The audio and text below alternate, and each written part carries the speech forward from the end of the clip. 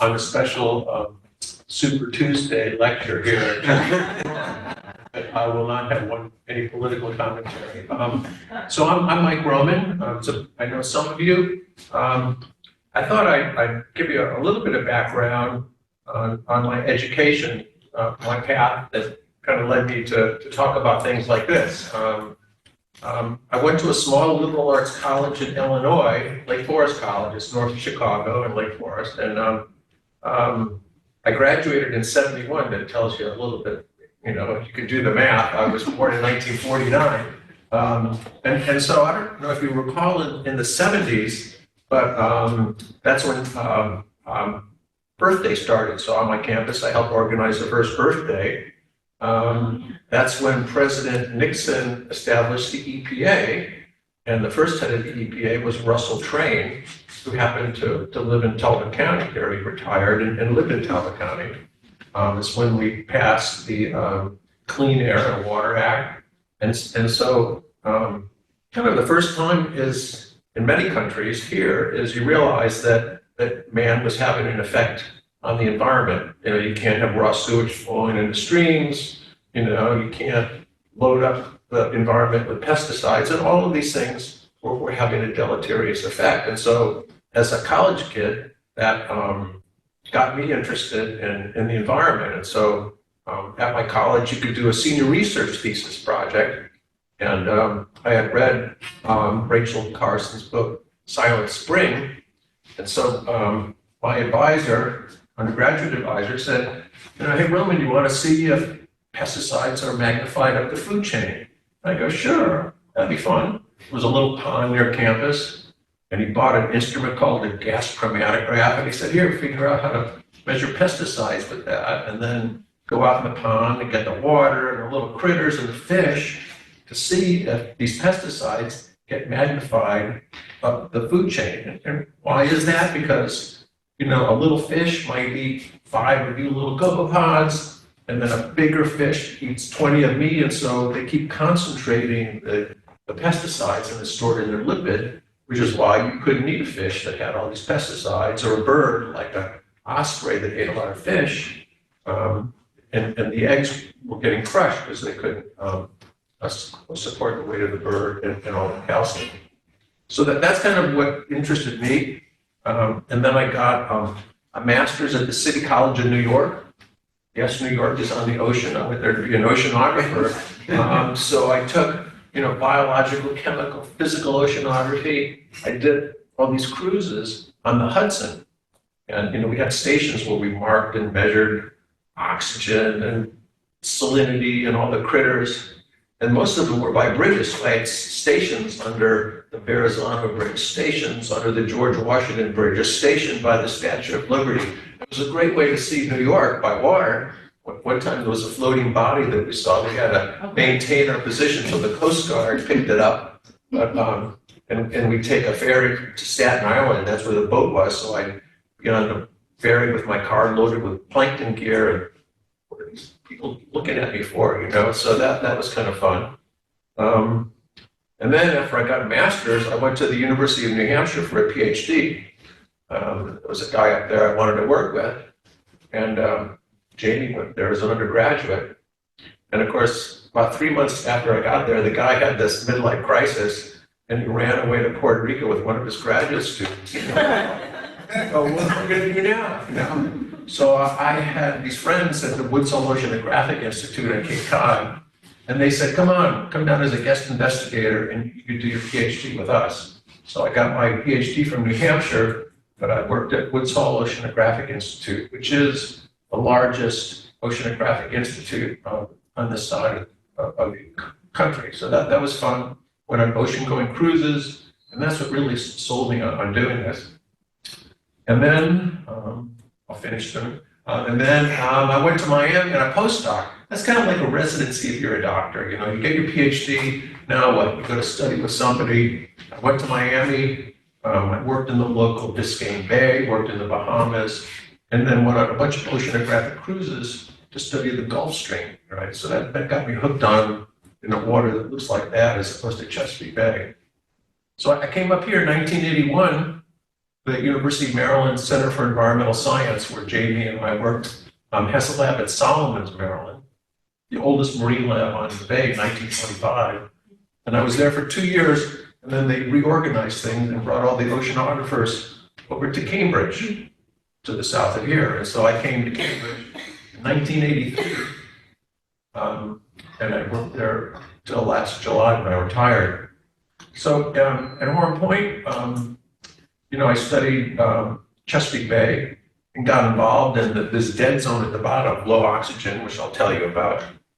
And then there's another big dead zone in the Gulf of Mexico, which Jamie and I worked on, and I'll tell you about that. And then I got interested in looking at these dead zones all around the world. So I was asked to join the United Nations UNESCO working group on global low oxygen problems. And I just finished a 6-year term on that. So that's across the world's oceans, these oceans are losing their oxygen. So I'm going to talk in the next bit of time on how the oceans lose their oxygen and why that's occurring and what we could do to remedy it. But the real interesting talk is next week of Jamie on life in the dead zone. So I'm just going to warm up that for Jamie. On points and slides that I think are clear, I've studied this for 40 years. It may not be clear to you, so please, I'd rather have a conversation and interrupt me. For the folks on Zoom, just raise your hand and please ask a question. So, okay, the ocean is losing its breath. I turned it on. Okay, so just go voila. Okay, I'm going to talk about these 500 coastal sites all around the world that there's been a decrease in oxygen, which is essential for marine life. There's 4.5 million kilometers of open ocean. I have no idea what that is, size-wise, but it's a lot. And this is how much oxygen has been lost from the ocean every year for the last 20 years or so.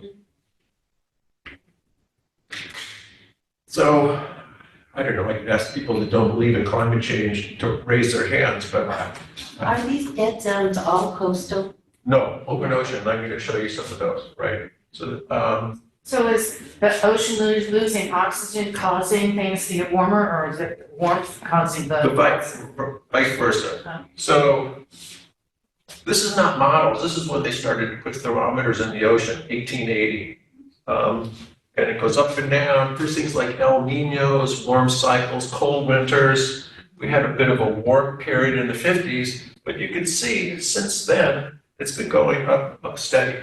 So here I'm born in 1950, 49. This is my fault, right? So it's going up.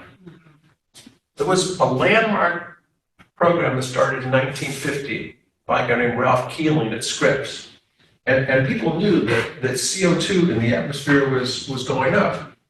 Thanks to Henry Ford and mechanizing cars, there are a lot more cars on the road. They use gas. People use natural gas. And so all of this carbon that was buried, we were extracting, burning, and then it was going up as CO2. And I'll show you in a minute that CO2, because it's a greenhouse gas, is in lockstep with this temperature increase. Is that where the oxygen molecules wind up combined with the carbon? Well, they do, but what happens is when you warm water, I'll show you a picture later. This is an experiment you could do at home. Get a pot, water, open, put it on the burner, and turn it on. What happens when it bubbles?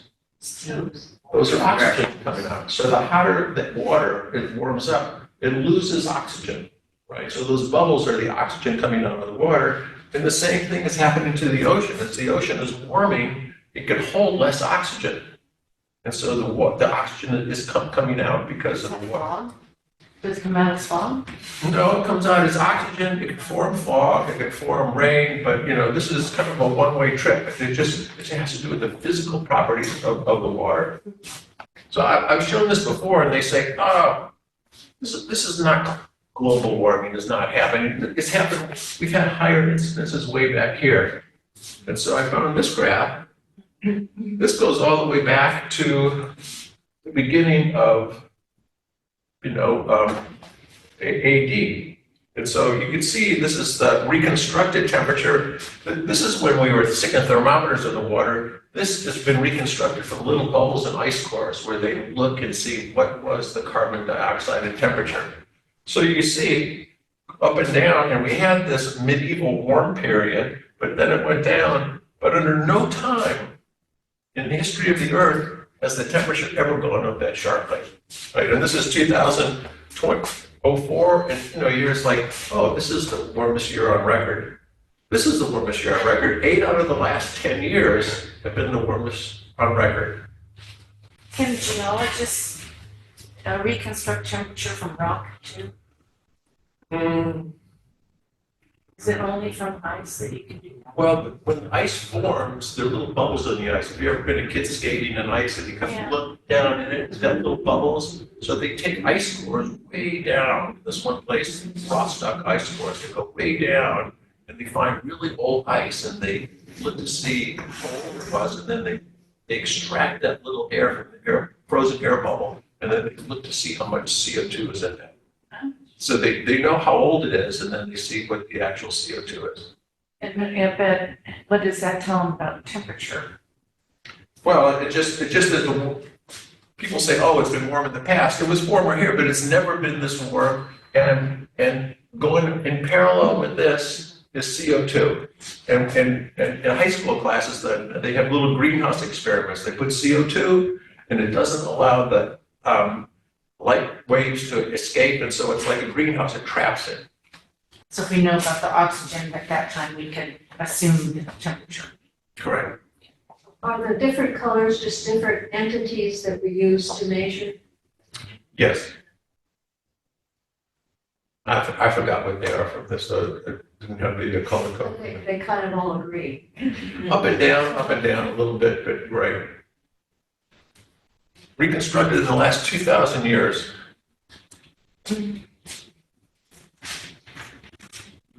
Okay, here, so what's the ocean doing? So this is man-made carbon ocean uptake. So this is how much of this man-made CO2 is going into the atmosphere. How do they know that? Anybody guess? Jamie, do you know? On the water? I don't know how they did it back in 1800. No, well, they know it's really on this curve, and they know when we started testing bombs in the atmosphere, right? Nuclear bombs, and that's like a signal, so they could date how old the carbon is in the atmosphere by that bomb decomposition. So here's the atmospheric CO2. One in red is going, and right up here. So it looks exactly like temperature. And then this, the black line, is how much of that CO2 that we put up, the ocean's taking in. It's about 30%, right? And this really bailed us out. If there was no ocean, the CO2 in the atmosphere would be a lot higher. But this is a little bothersome thing. See, it goes back and forth. Is this real or not? See how I go? I should touch a screen. It's curving up. And this project that I was involved in the 90s, in the Pacific, in the Indian Ocean, in the Atlantic, is how efficient is the ocean is sucking up that CO2? Is it going to bail us out of this greenhouse effect? And the answer is, it's starting to tail off. So this is ocean atmospheric CO2 flux, how much CO2 is going in the ocean, and you can see it peaked around 2000, and it's actually going down now.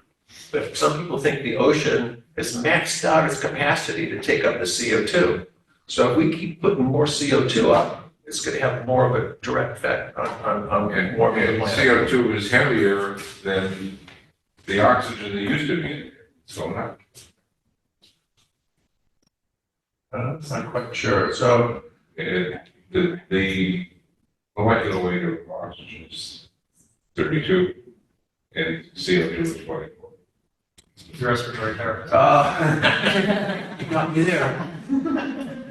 So actually, I went to a conference last summer on how can we keep this going up, right? If we want to reduce greenhouse gas CO2, how can we have the ocean take up more? And people are spending millions of dollars on this problem because they are thinking of carbon trading. If you're a power plant and you're putting up all the CO2 and we change the laws and not allow you to do it, if you can't fix it, you're gonna pay her to suck up that CO2 and you're gonna pay her, but that's called carbon trading. And so maybe if you put in fertilizer in the ocean to fertilize the plants, they'll take up more CO2. There's parts in the ocean that are limited by iron. If you put in barge loads of iron, that'll take up more CO2. Don't land-based plants and trees take up CO2? Absolutely, that's why there's big things about planting more trees, Right. right? Yeah, but at some point, we're gonna be maxed out. When the tree dies, Yeah, or, decomposes. Then that's right, or cutting down the Amazon rainforest, so there is a. Yeah, we're creating lots of dead zones in our own country. Planting trees in our homes. So this is something this is kind of hot off the press, this is something to pay attention to, because there's a lot of people focusing on, the oceans aren't gonna bail us out, and CO2 is gonna be increasing even more at a time we want it to decrease. What's the significance of the salty skin? Us? That's correct, that's what I was trying to figure out. Yeah.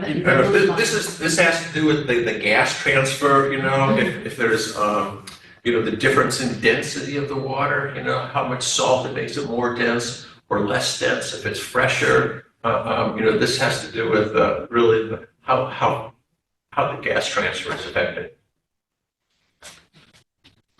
Answer your question? No, I don't. I think this is three different model runs, and I think the key takeaway is that no matter how you parameterize the ocean, the pattern is the same. So even if the surface layer of the ocean is cool and salty, even if you not our correct skin, the water. flux of CO2, I thought it was salt on no matter what, the pattern, it still peaks in 2000, and it's going down. Okay. Yeah, different ways to calculate it, yeah. I'm glad Jane's here. Teaching children. Then we put a line on it. Okay, so the ocean is losing its breath. Why is that? And I'm going to talk specifically about the warmer temperature, this was asked before, how it's going to lower the amount of oxygen that the water can hold, that's called the solubility, how it increases the stratification, essentially the difference in density between the top and bottom, and then this has a less direct effect on this, ventilation. So it's like certain times, like in lakes in the water, where it's like, warm up top here, colder in the bottom, but then it's winter mixing and the whole thing gets mixed up and the bottom gets reoxygenated. So if you have more stratification, it's not gonna let that happen. And this is a projection all the way to 2099, but I hope you're all here, showing that where in the ocean it's gonna get warmer and cooler. Here we are, really, the big warming is up here, but this is all warm here as opposed to other parts. So it's not uniform, it's like all of the ocean is not gonna go up 2 degrees or 3 degrees centigrade. That's directly connected to the ocean currents. Right. Of where It takes the ocean currents, but this is projections of if we do nothing, what the CO2 is going to be like, and the direct effect of CO2 on increasing the temperature. the temperature change is going to change the currents too. It will, yeah. Okay, here's an experiment you could do at home with a responsible adult. And I do use this when I teach children, but yeah, I mean, this is a perfect example, when you boil water and it heats up, the air comes out, one of which is oxygen. So here's a direct effect temperature. This is oxygen solubility. And so you see really cold water can hold 12 milligrams per liter, but the same water, when you increase the temperature, could hold 8, right? So and this is what the animals need to live. I have to go back to the slide of the boiling water. When I was in school, what we learned was when the water boiled, the water turned to steam and the steam went up. And then you As a lose gas. the water after. Right, yes, yeah, and then it comes out in the form of a storm or whatever. So, Will both happen, because if you keep boiling water, the volume of water right, will right, go it comes down. out, goes But out. water is H2O, right? O is the oxygen, So when you boil it, it goes up. Right? Beginner. Yeah, no, it's all right. I'm with you. Okay, so and the other thing that we don't really appreciate is, I had the opportunity to go to the Galapagos last month, right? And we flew into this town called Quito, which is in Ecuador. It's 10,000 feet. And we went up to 12,000 feet. And we climbed up a mountain, so I take 5 steps and like, and I'm not in great shape, but I'm not in that bad shape, you know, because there's less oxygen in the air higher we go up. Same thing, like when you're in a plane, if they lose pressure, all the little oxygen masks go down. In this room, maybe if I keep talking, you know, I'll use up all the oxygen, but we don't really think of being oxygen limited as human beings, right, as mammals. So in 1 liter in air at room temperature, this is how much oxygen is in 1 liter in air. And 1 liter at the same temperature in water is 34 times less, right? So if you're a blue crab in Chesapeake Bay or a striped bass swimming around, you have a lot less oxygen than we do in here. So oxygen is really limiting. We don't think of oxygen as limiting with us unless you have COPD or something, you know, but normally it's not limiting. So that's one factor. There's just a lot of concentration. The other thing is air is not very dense. You know, these molecules of oxygen are moving around, and the water is like, you know, it's a lot denser, and the air diffuses 300,000 times less in water than air. So if you're a fish with gills, how those little oxygen molecules go through the gills is a lot less speedy than here in air, because the water is viscous. It's like honey moving around. So I was trying to portray something of like times 10 to the 6th difference. And so here is Trump Tower in New York. And this is Full of food. Is that full of hot air? this is a little pod that Jamie sent. So getting oxygen is a challenge for aquatic animals because the diffusion rate of oxygen in water is 300,000 times lower than in air. So Trump Tower is 262 meters, and this little couple pod that Jamie and I study is 1 millimeter. So this is the difference in magnitude of the viscosity of oxygen in water than air. So that's why you should really come and be interested in Jamie's talk next week, because he's going to tell you how animals make it under those low oxygen conditions. See, it is Super Tuesday. So, okay, how does a warmer ocean lower the oxygen? Well, one is a solubility, if you talked about that, the boiling pot. So, upper ocean warming, less dissolved oxygen. That's the boiling kettle. Also, what you have is if the water's warmer and then it's colder, that's a density difference. And the oxygen from below is not going to go up and from the surface and not going to cross that boundary layer. Have you ever been swimming in a pond or a lake where it's warm at the surface and then you kind of put your toe down and go, wow, that's pretty cold? That's because it's below this density layer, right? And if you feel that thermocline change in temperature, that's inhibits the oxygen. What forms that? What? What forms that density layer? Just warming. So if you have a swimming pool, and if you don't have the thing circulating, if you just have the sun, it'll get warmer at the surface, but down deep, it's not going to mix up, and it's going to be that surface skin that's warmer. But this looks, maybe I'm misinterpreting it, but it looks like you've got a strata there and that is warmer below as well. No, this is upper ocean. Enhanced stratified means it's less dense here and denser here because it's colder. So if I had a jar of cold water that I dyed blue and a jar of warm water and I poured them in very carefully, you know, you see the warm water go on top and the bluer, colder water on the bottom because it's denser. Okay. So when this enhanced stratification occurs, it won't let this mix up, right? So essentially it seals off the bottom from the top, and then these have less oxygen down here because it can't be replenished by the surface oxygen. And then we're going to talk later, there's two problems that cause low oxygen in Chesapeake Bay and the Gulf of Mexico. That's because of the temperature, but also we're putting in too much junk in the water, like fertilizer and sewage.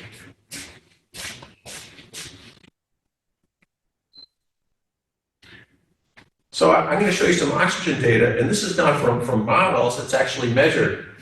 This is called,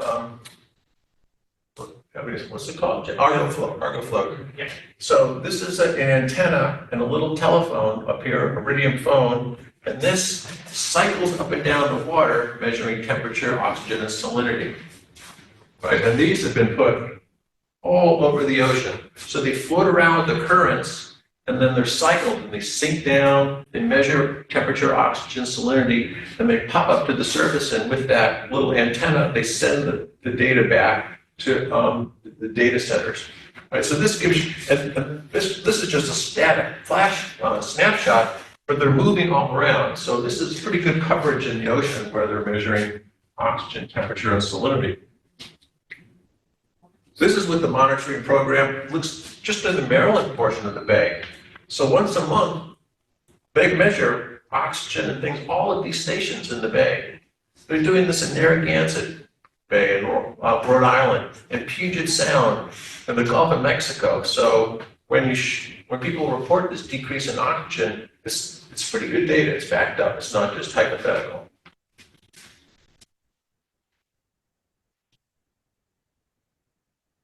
So this is what they found. Over the past 5 decades, oxygen minimum zones have expanded to 4.5 million square kilometers, half the area of the US. That's this blue zones, open ocean, right? So about half of the United States, that's how much they've expanded in the last, 5 decades. The oceans have lost 8 million metric tons of oxygen a year. That's almost 1 meter, it's about 3 feet deep, all the way across the United States. That's how much oxygen the oceans have Where does lost the oxygen wind up?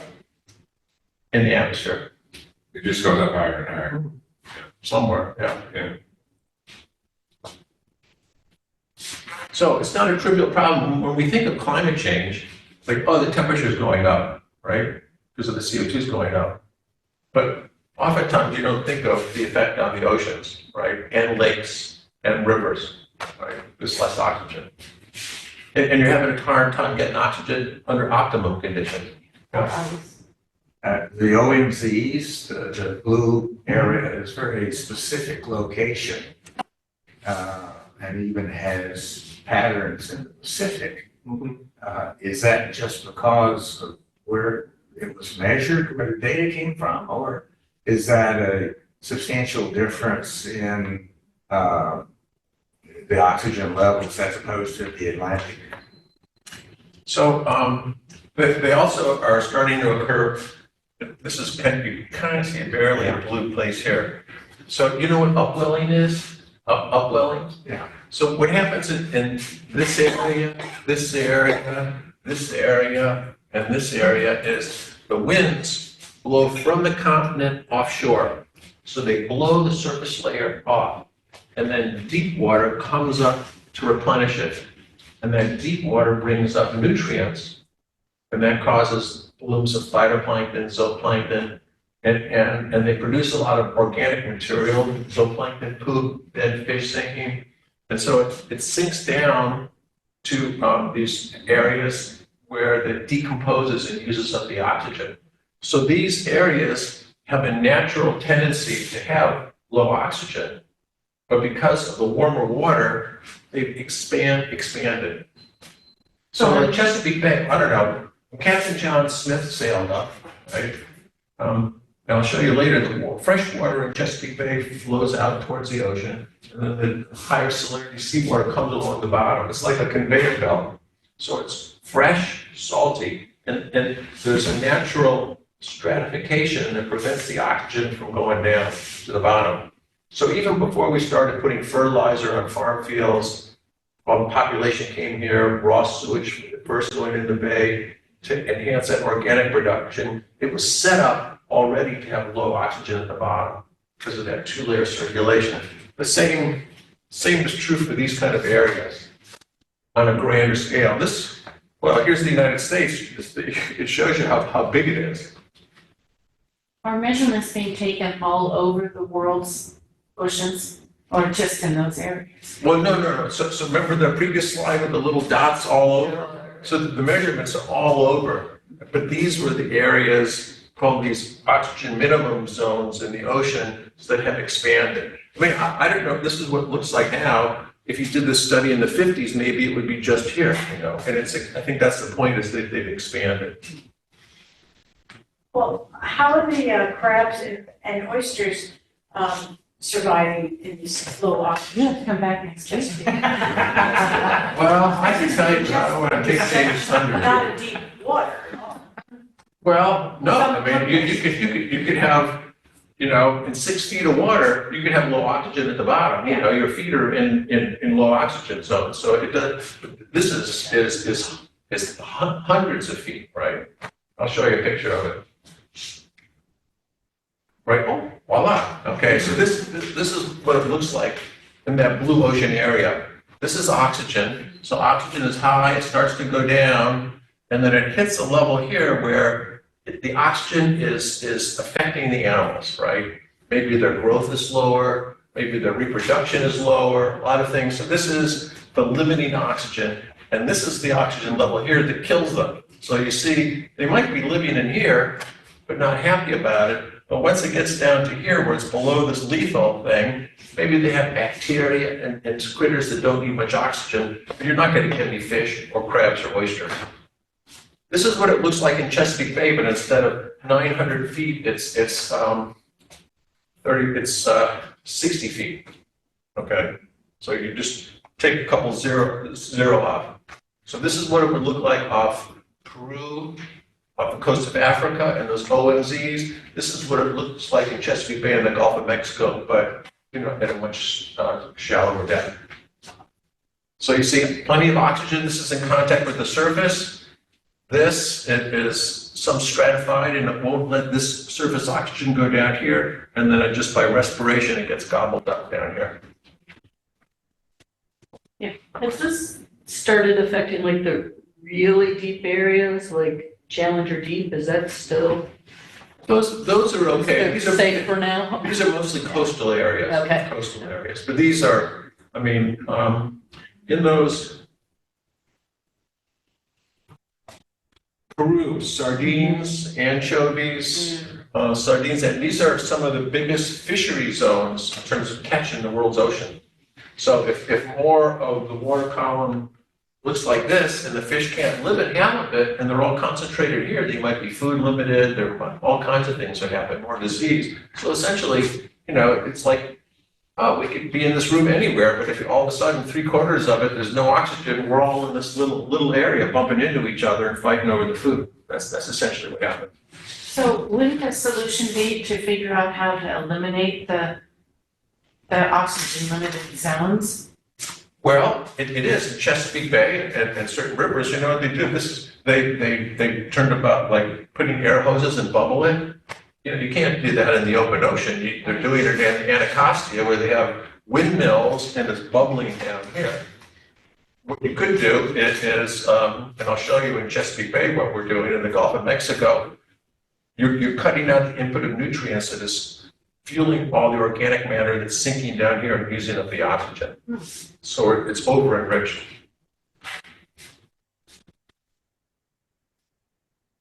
Okay, in case in point. So this happens in Chesapeake Bay, Gulf of Mexico, wherever there's people. So you have on land, we have fresh water coming in, nutrients, nitrogen and phosphorus, organic carbon and sediment. So that's all coming into Chesapeake Bay, and it's going to the bottom, either fueling production of phytoplankton and zooplankton that Jamie's going to talk about next week, and it sinks. Or there's just junk coming in, and all of this material here uses up all the oxygen so that it cuts off the marine life here. I have a question on chat. Sorry, Larry, just saw it. Are you talking about free oxygen molecules, not total amount of O2? I'm talking about dissolved oxygen that is like units of milligrams per liter or partial pressure. So it's the oxygen that's dissolved that the fish or crabs eat, not need.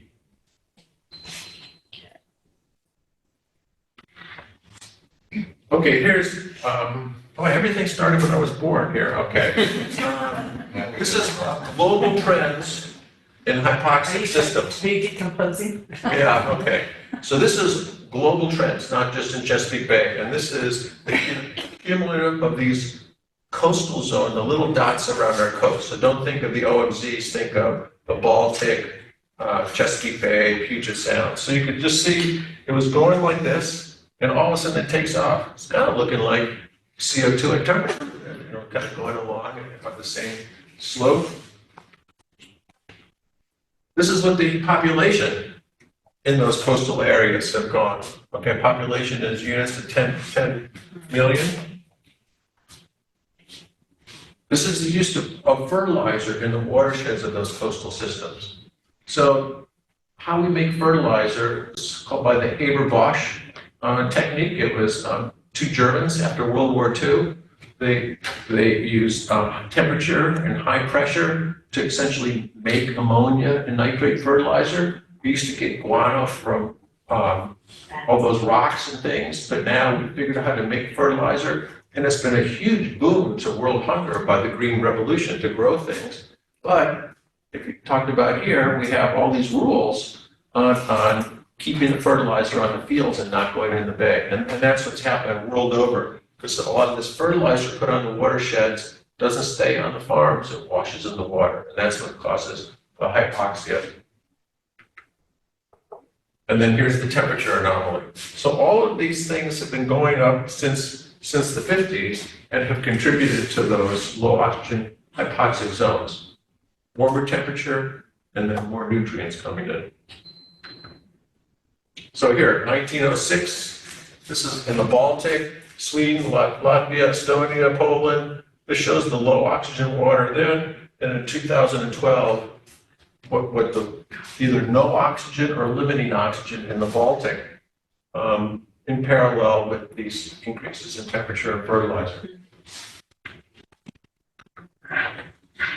So here's a dot showing those 500 coastal zones, and then in color is the density of the population, right? So you can see a lot of people here, a lot of red, where, the human footprint of having farms, fertilizers, people, septic systems, are nearby where those hypoxic areas are.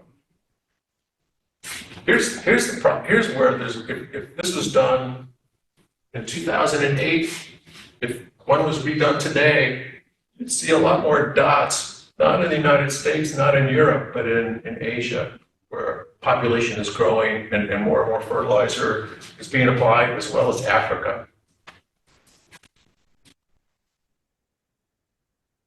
So again, in all these systems, there's a phytoplankton bloom from the land, comes in, it sinks, and then here in Chesapeake Bay, we don't have low oxygen water in the wintertime, but it's primarily in the spring, summer, and fall. So Jamie and I worked here. This is the Gulf of Mexico. New Orleans would be, here's Birdsfoot Delta, I don't know, somewhere up in here. This is the size of their low oxygen dead zone. It's about the size of Massachusetts. It's huge, right? And this occurs every summer, right? Why here in the Gulf of Mexico? Oh, Mississippi River comes in. the Mississippi River, exactly. And the Mississippi drains the Midwest, and it drains all those corn and soybean farms. So this is a poor picture, but Jamie and I were on a boat. This is the plume of the Mississippi, right? That muddy water coming down the muddy Mississippi. Fresh water, a lot of nutrients, and here's the Gulf of Mexico right next to it, right? So it's pretty amazing. Here's the dead zone. And this is the water, this is the drainage area of the Mississippi. Biggest drainage area in the United States of a river, I believe. I don't know about the Colorado or I something. didn't even hear the term nutrients being used as bad. Nutrients come down and they're creating these blooms. Too much of a good thing is always bad, right? I like one scotch. The word nutrients, you can use it simultaneously with fertilizer in this case. coming Right. down. Exactly, yeah. I think that the, Algae's happy, but that's about it. So, I'm a gardener. I put, fertilizer on. I don't really I live on the water in Royal. I don't put fertilizer on my lawn because it grows faster. I gotta cut it more, right? And it doesn't bother me if it's brown once in a while. But if I did, all those nutrients that we're taking up on the lawn and it rains, it's all gonna wash into Irish Creek where I live. And then the water, instead of kind of clear, is gonna look like pea soup. And that pea soup algae sinks, rots, and uses up all the oxygen. And then that's essentially Well, what we happens. have the same problem in developments like Eastern Club East or East, any of them. We constantly battle that in terms of what fertilizer are you using? Is it safe? Is it any fertilizer safe? And in what time of the year it could be applied? And because, like, look at a day like today, the ground is saturated, so you've got runoff. And it's going into all these ditches and swales and then into the ditches that are going into the bay. So, Yeah, you're right. And so what, I've given this lecture with farmers and they want to be good stewards of the land, right? That they shouldn't be labeled as bad guys. But what they do, their economic model is, working with the extension agent, I've got 100 acres, and it's this kind of soil, and the agent said, this is how much fertilizer you should put per acre. And it's for the optimum conditions of rain and sun. Well, if you have a dry summer, right, and the plants don't grow, that nitrogen and phosphorus is left out in the field. So then when you have weather like this before this crop, it's going to wash off into the bay, which is why they use cover crops now. So their economic model is to put fertilizer in to get the maximum yield under perfect conditions. And if it's a boom year, that's great. But if not, there's nutrients left on the field that washes in.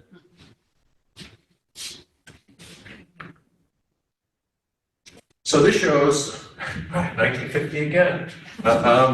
So this is all the fertilizer used, everything in the watershed of the Mississippi, right? So you can see manure put on fields like chicken manure, that stayed about the same. The amount of acres in legume and pasture have stayed about the same. Atmospheric ammonia from acid rain has stayed the same. But what has changed? Fertilizer usage. And it's kind of leveled off now. But if you look at the growth of the dead zone in the Mississippi, it parallels this use of fertilizer in the Midwest. Now, a friend of mine, Nancy Rabelais, works down there, and she's going up to Illinois and Ohio saying, hey, you gotta put less fertilizer on your field. Well, she's interested in the shrimp fishery in the Gulf of Mississippi. What's somebody in Illinois gonna care? They want to get the maximum yield for their crop, so it's a hard sell. The other problem is the industrialization of farming over that period of time. Yes, that's excellent point, yeah. so is fertilizer cheap? Well, it used to be cheap, right? It's because a lot of the fertilizer plants here are in Louisiana because that's where they get a lot of natural gas that they use in the process. When we're paying more for gasoline, they're paying more for fertilizer. So for a couple of years ago, around here, a lot of people switched from, are you a farmer? No. No, good. Good, they're nice here. But there's a farmer that leases the property from my neighbor, and then I talked to the Hutchinson brothers. When fertilizer is high, and it's like any commodity, a lot of the farmers plant soybeans instead of corn. Because soybeans fix the nitrogen from the roots. So if you're growing soybeans, you have to put a lot less fertilizer on than you do corn, right? So corn is more fertilizer intensive.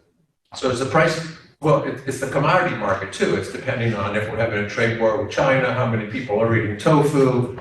the ethanol subsidy for growing corn, which, 10 or 20% of our fuel has ethanol added, and that was put in by the corn lobby. So artificially, we're telling people to grow corn for ethanol, but that has an environmental effect on the fertilizer.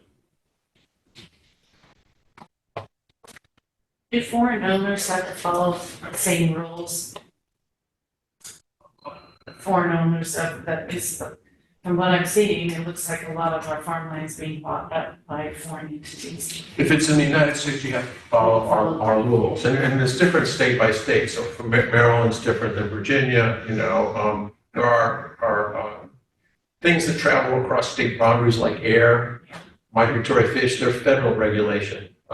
Well, see, the hard time we're trying to convince Pennsylvania to cut back on nutrients to come into the bay. It's a different set of rules than, the Bay Cabinet is the governor of Maryland, Virginia, Pennsylvania, and then the mayor of DC for Bay problem. Anyway, so you can see where it's heavy. There's more phosphorus and nitrogen are on the eastern part of the Mississippi. Okay, now to our homeland, Chesapeake Bay. We'll talk a little bit about our dead zone. It's very dendritic. Here, there's the Chesapeake. We're over here. It's a pretty big watershed area, right? And that's why cleaning up the bay of nutrients, we have to worry a lot about Pennsylvania, right? But also New York. And this is the Chesapeake Bay. It's the drowned Susquehanna River Valley. The average depth of Chesapeake Bay is, 8 feet, 10 feet? It's not very deep. But this deep channel, this is the one that goes low oxygen. It's the old drowned river valley of the Susquehanna. So here's this dead zone in this deep area and a few little pockets here. Generally, it's just north of the Bay Bridge in the deep channel, and it ends just about where the Potomac is, and the bay then kind of shallows out. So here, given population in the watershed, you can see the forest. It was cut, and now actually the growth of the forest in the watershed has increased a bit. Agriculture has stayed about the same, and then the developed area has been increasing. And here's our nitrogen fertilizer use. That's the use, and then this is the input into the bay. So, it's not, and I'll show you what kind of cut it back, but it was increasing to the 80s, 90s, and now it's actually, because of the rules that we've established, have been decreased a bit.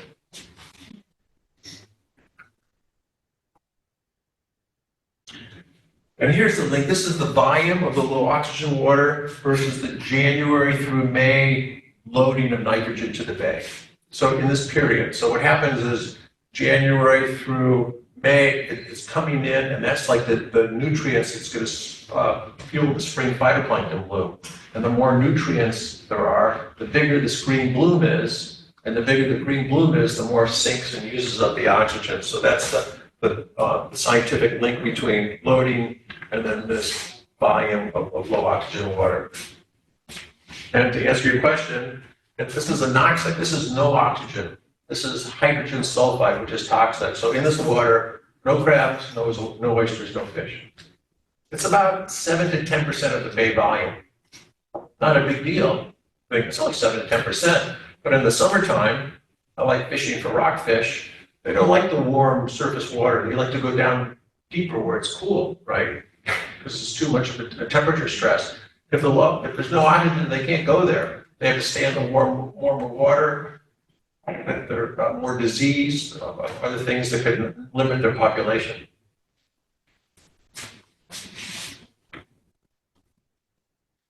So here's how large. There's a big year-to-year variation. So this is a big anoxic year, low oxygen, and then here's not a year that's less. It has to do with the amount of fresh water. If it's really raining like it is today over a long period, it's washing in all the nutrients. If you have a dry year and there's not much fresh water coming in the lakes and streams, it's not carrying as much nutrients.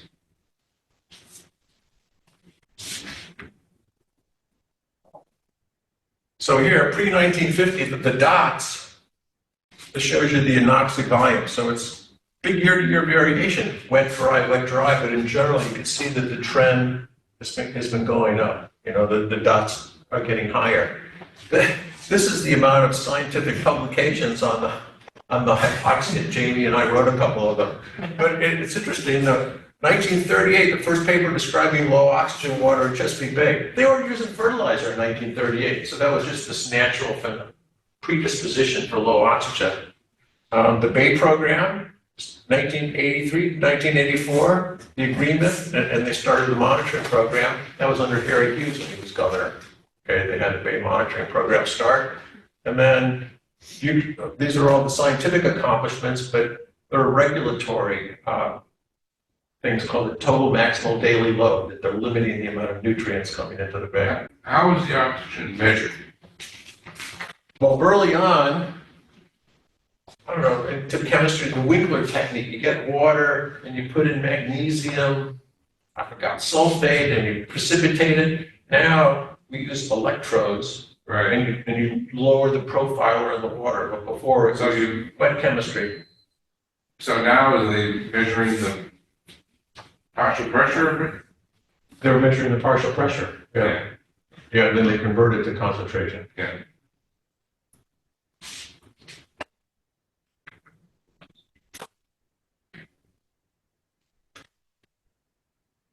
Okay, so we're going to talk about making it better and cleaning it up.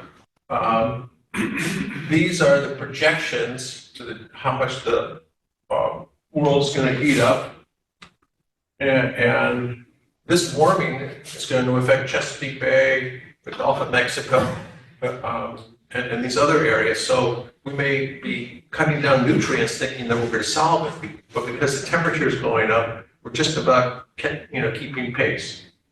The bay water here is warmed up about 3.5 to 4 degrees Fahrenheit in the last 50 years. Right? It doesn't seem like much, it's 3 to 4 degrees. Well, it's a lot less oxygen. It means that the oysters aren't going dormant as long, they're waking up, and we're getting market-sized oysters in 2 years instead of 3. It means that I'm picking asparagus in my garden at the end of March now, when I used to do it in April. Our last frost is earlier, and the first frost is later. So our growing season has increased about 10 days. If you get the Berkey seed catalog, we switched zones a couple of years ago, right? So those are direct effects that are affecting farmers, and it's affecting things in the bay. So here's an example. So this is Chesapeake Bay. These are the current nitrogen loads, right? And if we don't do anything to increase them, this is the current hypoxia level. But because of warming in the future climate, because that water holds less oxygen, it's a bigger hypoxic zone in the future because of temperature, whereas the nutrients have stayed the same.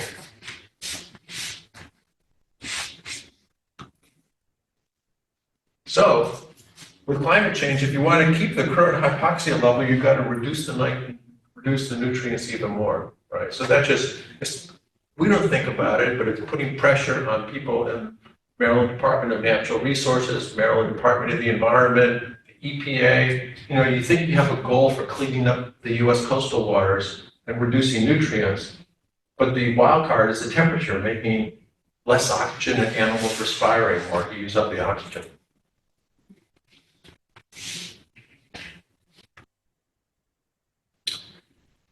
Okay, this is a lot. Basically, we have a lot of sensors, so we know what oxygen is around.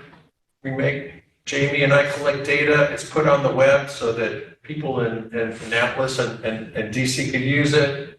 We've done experiments. How much oxygen does a fish or a blue crab need?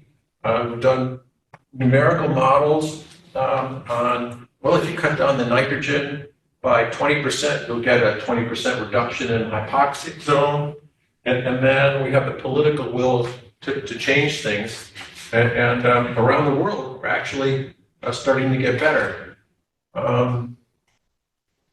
Here's the Thames, 1950 again. This was a watermark year. Anybody born in 50? All right. This is dissolved oxygen kilometers from London Bridge. I've actually gone on a boat trip on the Thames, and you can see that they all sagged and they came up. But look, 59, and with cleanup of the Thames, the oxygen has increased. For this Summer Olympics in Paris, there's actually going to be swimming in the Seine River, right? Wow. Whoa. So they cleaned it up. How'd they do that? And then look, with the oxygen, these are the amount of fish species that have come back in the Thames, cleaning up that low oxygen. I'm sorry, what? When No. they do the sand and clean it up, they put chlorine in it. Maybe they put a swimming pool into the river. They improved the sewage discharge. Oh, as an aside, so this United Nations group that I was with, the UN headquarters, UNESCO, is in Paris. So I had to go to Paris every year, right, for the meeting. So, you go to different museums, and I had like 3 hours to kill before our meeting started. And somebody goes, you want to tour the sewer systems of Paris? It's fascinating because, you go underground and it's like, they were built in 1809, so it's this underground tour of all the sewer, right? So it was fascinating. And I come out from under earth, and then I go to the meeting, and they're all sitting outside having lunch beforehand, and I sit down, and people start staring at me. So I went right back to the hotel for the shower change. But it is a fun trip. But don't go anywhere afterwards. This is the Clean Air Act, and I'm not sure if it's up this year, it was up last year, but, all those smokestack putting out nitrous oxide, and then it rains, and then a lot of the factories here are in the Midwest, and the winds go here, and something like 40% of the nitrogen, 1/3 of nitrogen loaded Chesapeake Bay came not from fertilizer or sewage, but came from the air. And so when they put the scrubbers on and did this, a lot of our nitrogen deposition improved. What happens with fires? When we have so many of these big, huge fires in like Canada, and we saw the smoke. California, Oregon, Washington. Does that impact the oxygen level too? I don't know. All the smoke, is going to put some of those volatiles in the air. When you, I don't know. Do you know, Jamie? I don't know I think it would have some kind of an effect. One of the ways it might have an effect is photosynthesis is one of the ways that we get oxygen in the water. And if it's, it was really dark for a couple of weeks last spring, and I imagine that had an impact on the plants that we're trying to photosynthesize. So. Plus you're putting more CO2 in the air, Yeah. causes it to be warmer, and then you're gonna have your. Right. Good point. Well, but more particles in the air also creates more rain, which is gonna pull everything down. And so And it's dump it into not the water. it's not just carbon, when you burn something, it's not just carbon, it's all the other. Right. So I think fires would increase deposition, I guess, in some cases. No There is, fires. similarly, when we have these big volcanoes like Mount Pinatubo and others kicking up all the smoke, and it goes on and on and on, you do see blips. If you looked at that record of CO2, it wasn't straight up, there were little dances, and when you have a lot of volcano activity,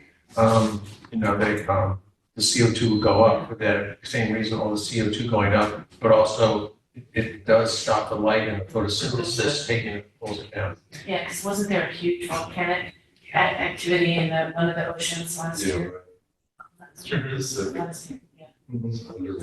There was also, after 9/11, there's an interesting story. There was some scientists who did a study. It was a kind of a natural experiment when, all the planes were grounded for like 3 days. And they were able to use that to calculate how much CO2 and how much the contrails from airplanes are affecting light and cloud formation and stuff like that. It's actually a much bigger number than anyone had originally anticipated. And the only reason they were able to do it was because everything was grounded for a few days after 9/11, and they were able to do it, check the 3 days before, 3 days after. Well, that's interesting. We have a fellow coming next semester who was a Smithsonian researcher during that time period. And he's going to be talking about there was another occurrence, in the 70s. There was, every fall for 3 years, we would stop airplanes from going, it's called Operation Sky Shield. It was a Defense Department type of a thing.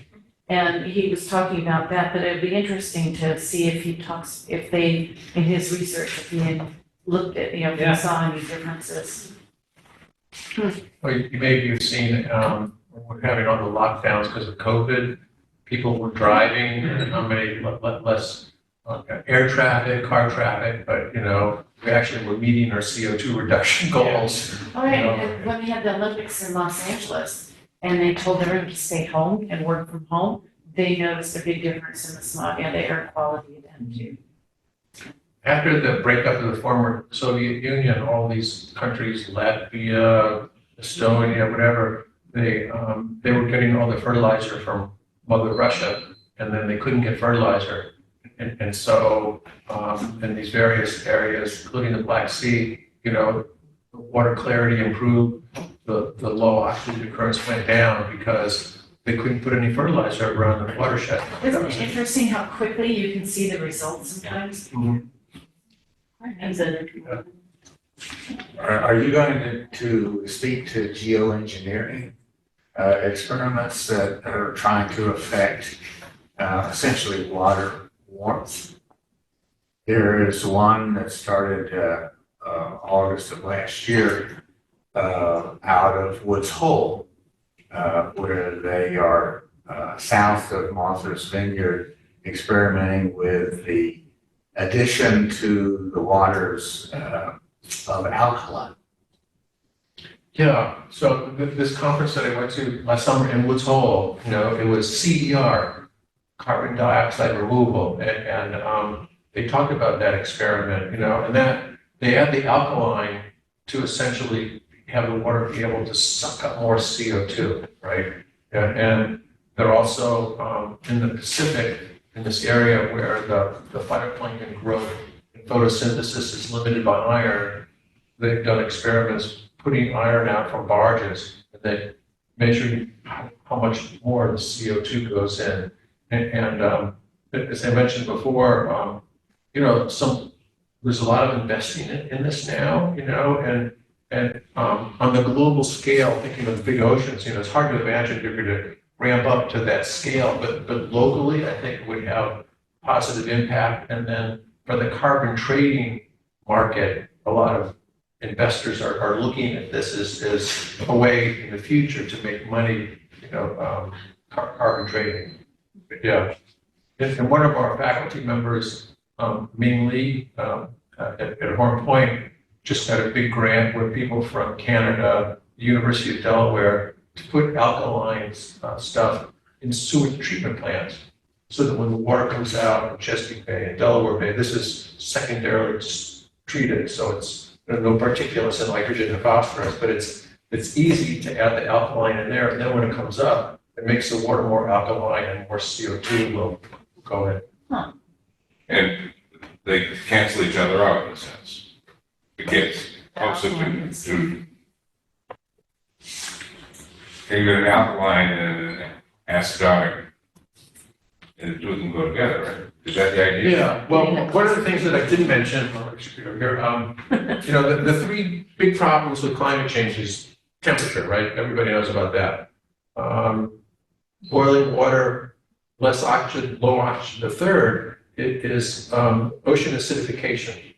So this 30% of all the CO2 that we put up since 1950 that has gone into the oceans where it's getting maxed out, that added CO2 has lowered the pH of the ocean. Right. Not so much here, but in areas off the West Coast, it's causing oyster mortality. Things that have shell, calcium carbonate, from little tiny snails to oysters to other things, harder to make a shell, and the shell dissolves when it's lower pH. If you take a oyster shell and put it in a thing of vinegar, it's going to dissolve eventually. And so the ocean has lowered the pH. And so by injecting the alkaline, it raises the pH to counteract that effect. Okay. Does the extra CO2 affect the oxygen level? No, but for some algae, it's CO2 is limiting, like kelp forests and grass beds that we have coming back in Chesapeake Bay. The pH, carbon could be limiting. So the more CO2, it's going to enhance their growth. In fact, even on land, there's kinds of plants, C4 plants, and they're carbon limited. So they've actually grown better in this high CO2 world.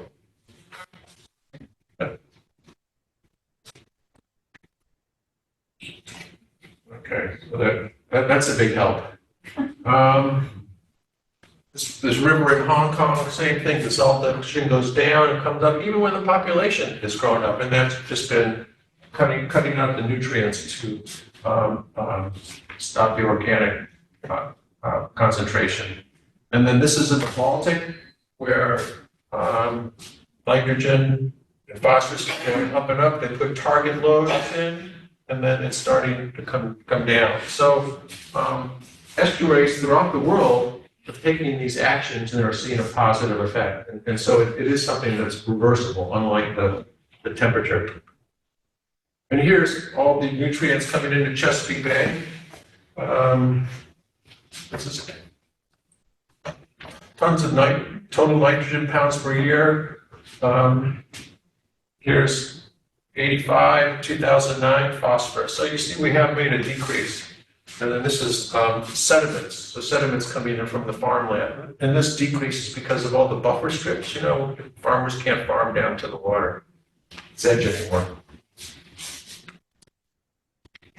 And then the thing to focus here, this is all the nitrogen coming into Chesapeake Bay from 85 to 2015. So you see that nitrogen and phosphorus, we have made some progress in controlling these nutrients. So, I'm optimistic that some of these dots will disappear. We're going to probably have some more here as the third world countries figure out how to get fertilizer and grow more crops, because they need them to sustain their populations.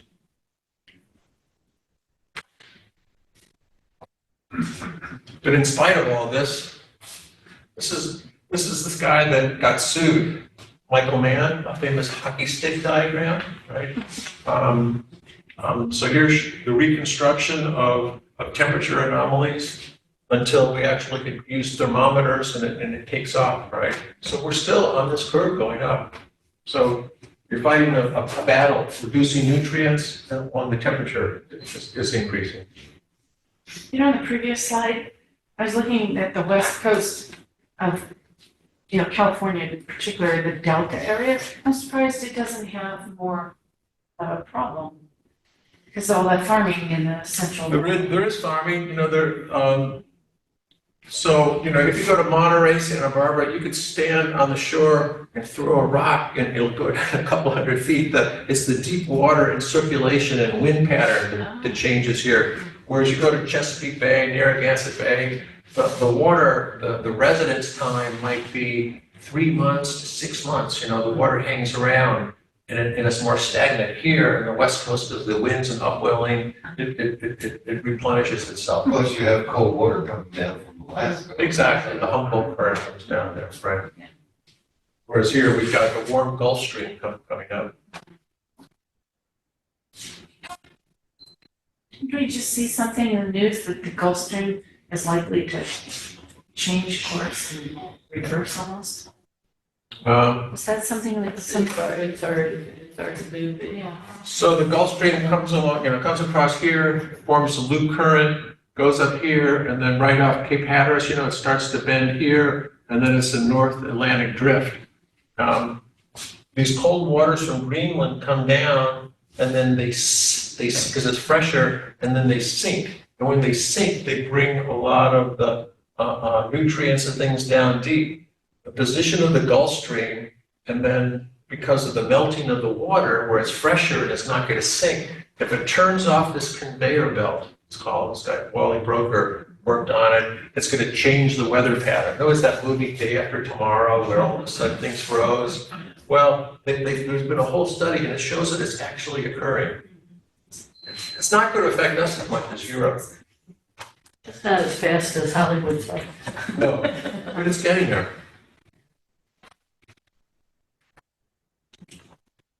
So one more add. So remember, dissolved oxygen temperature, okay? This is the lethal zone for a lot of animals, right? So if it goes from 10 to 15 degrees, you can see that more animals are going to be affected. And that's what Jamie's going to talk about next week. Are you? Yep. Okay, so. Could give us any good news. Sure. Oh, good. Maybe that those troublesome fish in our bay won't. Snakefish? Yeah, maybe they'll Yeah. end up down in the dead zone. The bluefin catfish, can you do something about I'll that? work on it. See what I can do by next week.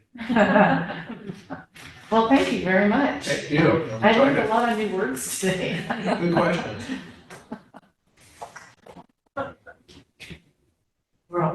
Our brains are all sore.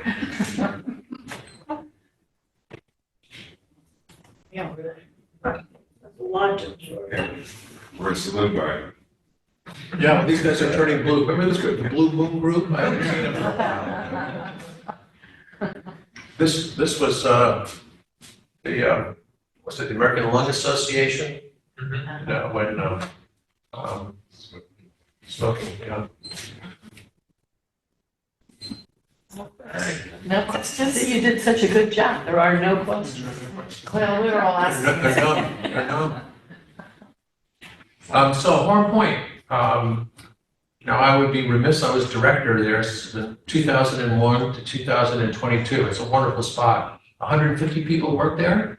We have around 30 faculty, 35 graduate students, staff, and research support. It's located on a former DuPont estate, 160 acres. We've got 2 bald eagle nests on the property.